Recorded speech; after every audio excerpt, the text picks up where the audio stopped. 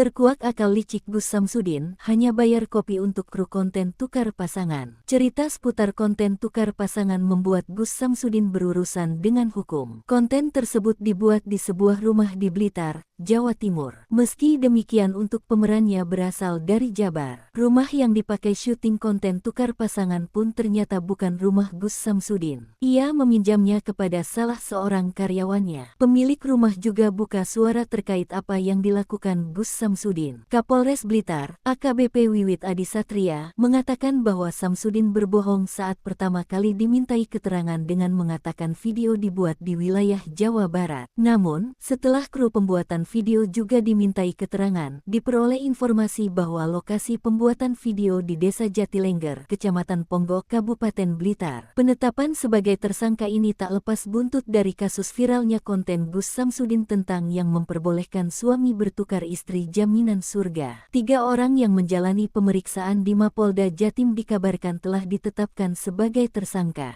Informasi yang dihimpun tribunjatim.com, ketiga orang berstatus tersangka itu, Gus Samsudin selaku penulis skenario, kemudian V selaku kameramen video dan FI selaku uploader konten video. Hal tersebut disampaikan oleh kuasa hukum Gus Samsudin, Supriyarno. Sudah tersangka, Gus Samsudin. Ya soal IT. Jadi ada disclaimer-nya juga, itu sebenarnya disclaimer yang hanya fiksi belaka itu kan, ujarnya. Diketahui, konten tersebut diproduksi di rumah bercat merah muda wilayah Desa Jatilengger, Kecamatan Ponggok, Kabupaten Blitar. Rumah yang digunakan ternyata pemilik adalah salah satu karyawan dari Gus Samsudin. Melansir dari Kompas.com, Lahuri 63, ayah dari karyawan Gus Samsudin sekaligus pemilik rumah membenarkan rumahnya digunakan. Kata Lahuri, proses pembuatan video selalu berlangsung malam hari hingga menjelang pagi. Gus Samsudin hanya memberi uang Rp200.000 untuk keperluan kopi bagi kru dan para pemeran dalam video. Lahuri tidak menjelaskan lebih detail tentang anaknya yang bekerja sebagai sopir pribadi Samsudin. Dia hanya menyebut bahwa anaknya kebetulan tinggal tidak jauh dari Pondok Pesantren Nuswantoro di Desa Rejowinangun, Kecamatan Kademangan, Kabupaten Blitar. Meski demikian, Lahuri mengaku sama sekali tidak mengetahui apa isi video yang dibuat di rumahnya. Dia mengaku mengetahui isi konten video itu setelah didatangi pihak kepolisian 2 hari lalu untuk dimintai keterangan.